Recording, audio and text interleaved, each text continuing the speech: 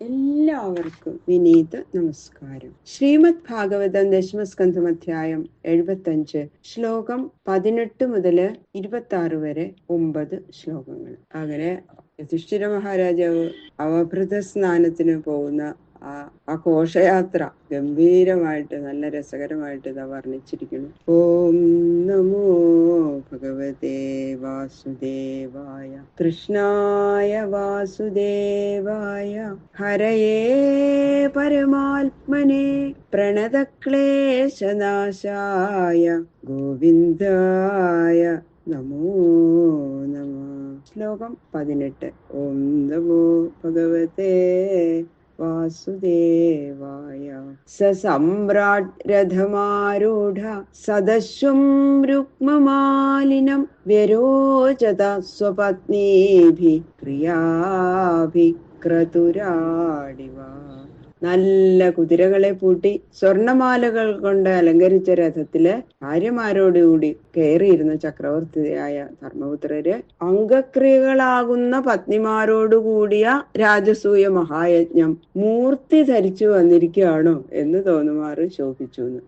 പത്നി സംയാജാവഭൃതൈ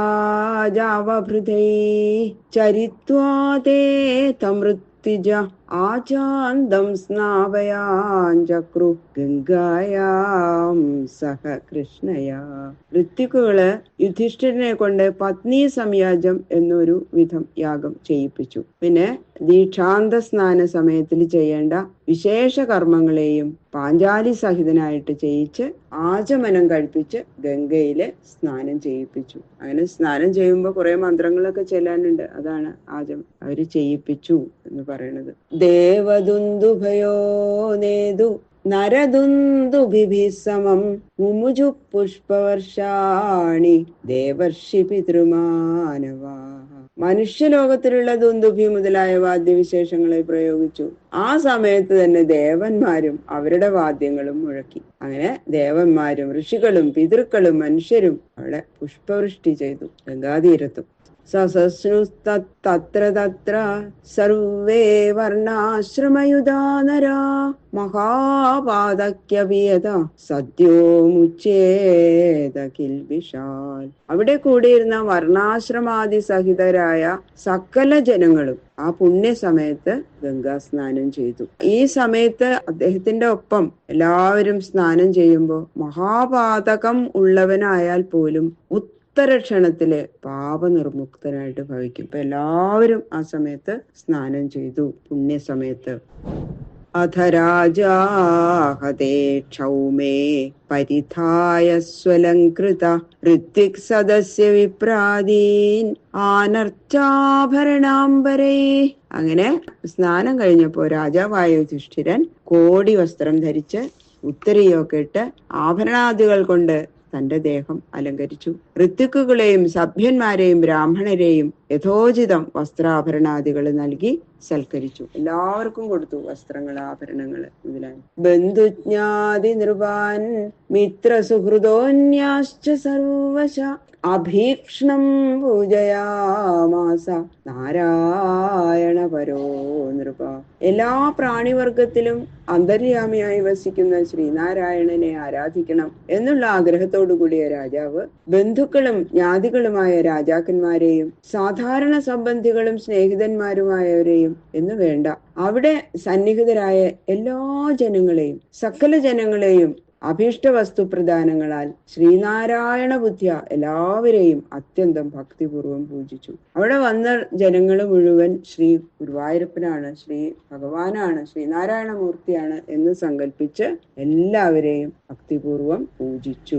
സർവേ ജനാ സുരരുചോ മണികുണ്ടലസ്ര ഉഷ്ണീഷ കഞ്ചുകദുകൂല മഹാർഘ്യഹാരാ നാര്യശ്ച കുണ്ടലയുഗാളക വൃന്ദജുഷ്ടവക്ത്രശ്രിയ കനകമേഖലയാ വിരേജു.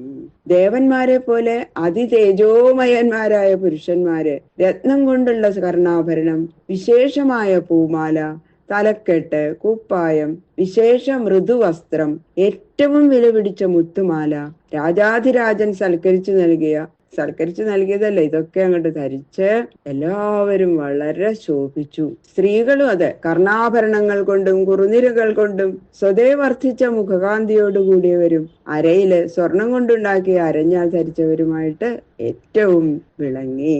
അധർത്തിജോ മഹാശാല സദസ്യാ ബ്രഹ്മവാദിന ബ്രഹ്മക്ഷത്രിയ വിക്ഷൂദ്ര രാജാനോ യേ സമാഗതാഃ ദേവർഷി പിതൃഭൂതാനി ലോകപാലാ സഹാനുഗാഃ പൂജിതാത്തമനുജ്ഞാപ്യ സ്വധാമാനിയയുർനൃപ. ശ്രീ സുഖബ്രഹ്മർഷി പറഞ്ഞു, ഹേ രാജാവേ, അനന്തരം യാഗം നടത്താൻ വന്നിരുന്ന മഹാകുലീനന്മാരായ ഋത്വിക്കുകളും വേദം ഉച്ചരിക്കുന്ന സഭ്യന്മാരും ബ്രാഹ്മണാദി 4 വർണ്ണങ്ങളിലുള്ള സകല ജനങ്ങളും ക്ഷണിച്ചു വരുത്തപ്പെട്ട രാജാക്കന്മാരും ദേവന്മാര്, ഋഷികള്, പിതൃക്കള്, ഭൂതഗണങ്ങള്, ദിക്പാലന്മാര്, അവരുടെ കൂടെ വന്നവര്, ഇവരെല്ലാവരും യുധിഷ്ഠിര മഹാരാജാവിനാൽ ചെയ്യപ്പെട്ട ആ സാദര സൽക്കാരം സ്വീകരിച്ച് സന്തുഷ്ടരായിട്ട് യാത്ര പറഞ്ഞ് അവരവരുടെ സ്ഥാനങ്ങളിലേക്ക് പോയി.